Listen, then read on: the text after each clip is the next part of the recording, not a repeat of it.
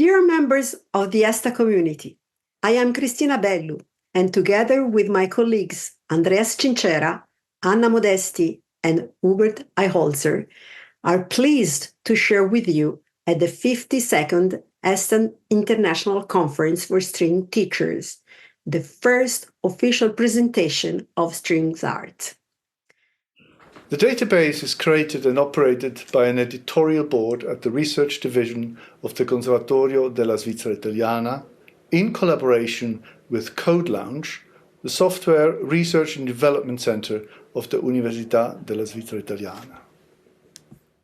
This tool, available in English, Italian and German, contains documents, materials and information coming from different fields and tradition of didactics, as well as from different areas of scientific research by internationally recognized experts of the science in music learning, performing and teaching.